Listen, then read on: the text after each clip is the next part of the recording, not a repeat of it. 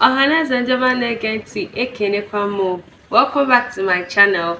Okay, today we'll be having a beautiful damsel in our midst. Nwada ma ihe kwe na akona asụsụ Igbo. Nwada ma ihe oriri. Nwada na-apụ ọkụ. Apụ na nwaanyị ọma. Nwada biko kọwara anyị onwe gị. Ndewo no Ohaneze na-ege ntị.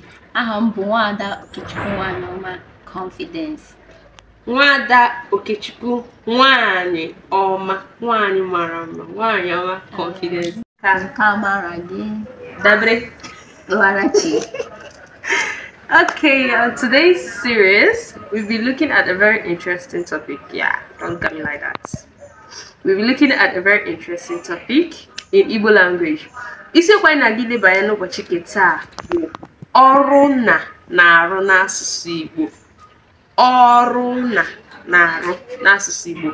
So, pay attention so that you listen and understand. And as you're listening and watching us, please do well to like, follow, subscribe to our channel. Okay, and the person that will be handling this topic is our Nwada Nwaanyị Ọma. Ọrụ na-arụ n'asụsụ Igbo. Enwere ọrụ dị iche iche na-arụ n'asụsụ Igbo. Na dịka ị maara, dị oke mkpa n'asụsụ Igbo. Ị gaghị asụ asụsụ Igbo ma ghara na ileba anya nke ọma n'ebe na-arụ. Ịmana na-eme ka ọtụtụ ndị ọka mmụta asụsụ Igbo maa afọ n'ala n'ihi na ha amaghị otu esi ede ma ọ bụ ebe kwesịrị idezu ya ma ọ bụ ebe kwesịrị ide ya ụzọ ọzọ dị. Mana taa Nwada ga-akọwara anyị nke ọma ka anyị nwee ike mmata ma doo anya ọrụ dị iche iche na-arụ. Nwada. Ndewo. Dịka o kwuru na nwere ụzọ dị iche iche esi ede ya. Ọtụtụ na-edegharị mana n'ụbọchị kịta anyị ga-akọwara unu ụzọ dị iche iche na si arụ ọrụ. Na nke mbụ na-arụ ọrụ dịka njikọ, na-arụkwa ọrụ dịka enyemaka ngwa, na-arụ ọrụ dịka mbuụzọ. Ka anyị kọwaa ha. Abịa ọrụ na dịka njikọ, na-ejikọ aha na aha, na-ejikọ mkpụrụ okwu na mkpụrụ okwu. Ọmụmaatụ na dịka aha na aha, ị ga-asị Chika na Chike, ya bụ Chika na Chike, na ahụ jikọrọ aha abụọ ahụ ọnụ. A na-edozi ya edozi. Abịakwa n'ọmụmaatụ nke ọzọ mgbe na-ejikọ aha na aha, ya bụ Okeke na Okafọ. Ngozi na nwaanyị ọma, ya bụ mgbe na-arụ ọrụ dịka. Ụzọ ọzọ na-si arụ ọrụ bụ na enyemaka ngwa, ya bụ na-arụ ọrụ dịka enyemaka ngwa. Mgbe na-arụ ọrụ dịka enyemaka ngwa, a na-eji akara uhie etinye ya n'etiti, ya bụ na ahụ a na-agwụrụ onwe ya dịka mgbe ọ na-arụ dịka njikọ. Na enyemaka ngwa iji ya bụ na akara uhie ala na elu. Mgbe na-arụ dịka enyemaka ngwa, na ahụ enweghị ike ịnọ n'onwe na ịkwụrụ onwe ya, a ga-enwerịrị akara iji mee ka okwu ahụ kwụrụ n'onwe ya.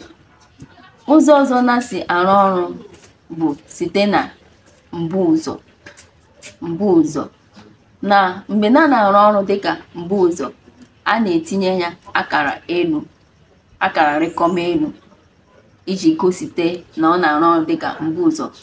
Ọmụmaatụ na rịkọm elu gị tinye ala na rịkọm elu, ya bụ mgbe na-arụ ọrụ dịka mbuụzọ. Nke a anaghị edecha ya edecha, a na-ewepụ a na n rịkọm elu ide mkpụrụ okwu nke na-esote. Otu ahụ ka o mere. Na nke ọzọ mgbe na-arụ ọrụ dịka mgbochi ume. Unu ma mgbochi ume, ya bụ n'asụsụ Bekee consonant.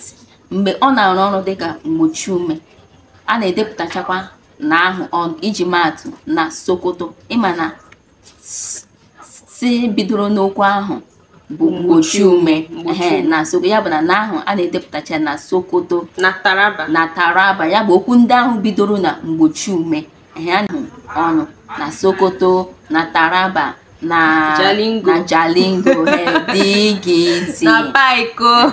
dịgịzi ya bụ na mgbe ọ na-arụ dịka mgbochi ume. Ụzọ ọzọ na-si arụ ọrụ bụ na dịka mmiri udu ume. Mgbe na-arụ ọrụ dịka mmiri udu ume, a na-edepụtacha na ahụ ọnụ ya bụ na mmiri. Marakwa na mmiri udu ume, njirimara mmiri udu ume mee na ya bụ okwu abụọ ahụ bụ ihe eji mara mmiri udu ume, mee na ni. Ya bụ na mmiri, ya bụ na mee bidoro mkpụrụ okwu ahụ na mmiri, na mi na mmanya. Ya bụ mkpụrụ okwu ndị eji mkpụrụ okwu mmiri udu ume dịgịzi. Ebe a ka anyị ga-akwụsị ihe ọmụmụ n'ụbọchị nke taa. Eji m aka na unu ghọtara ihe anyị kụziri ọfụma. Nwada ma nke o riri n'asụsụ Igbo, nwada ma ihe ekwe na-akụ. Chetakwa na mgbe anyị bidoro ihe a, agwara m unu na nwada bụ ezigbote nwada ma ihe o riri. Nwada ịgbalịala.